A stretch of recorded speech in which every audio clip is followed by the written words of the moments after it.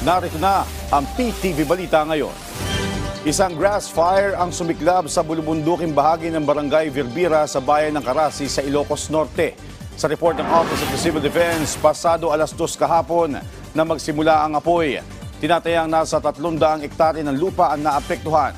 Puspusan naman ang pag-apula sa sunog ng mga tauhan ng OCD at BFP habang inaalam pa ang mitsa at kabuuang halaga ng pinsala sa lugar. Pinasalamatan ni Pangulong Ferdinand R. Marcos Jr. si outgoing United Nations Resident Coordinator for the Philippines, Gustavo Gonzales. Sa farewell ceremony sa Malacanang, kinilala ng Pangulo ang mahalagang papel ng opisyal upang paigtingin ang ugnayan ng Pilipinas at United Nations. Partikular dito noong COVID-19 pandemic at pagsusulong ng kaunlaran sa BARM region.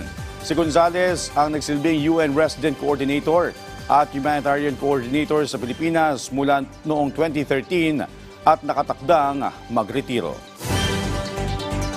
Hinikayat ni Pangulong Ferdinand R. Marcos Jr. ang mga nagsipagtapos sa Development Academy of the Philippines na isulong ang integridad, transparency at accountability sa paglilingkod sa bayan.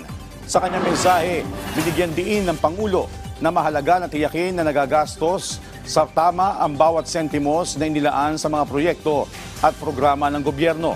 Patuloy anyang sinisiguro ng kanyang administrasyon na mapupunta sa maayos na paghahatid na serbisyo ang pondo ng bayan.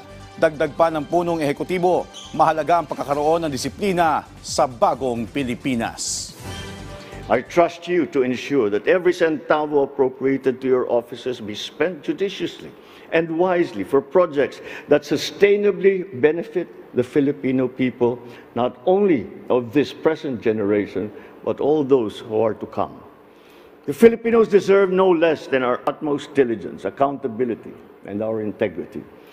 So I ask that every time you come to work, ensure that your efforts are geared towards uplifting the lives of our fellow Filipinos.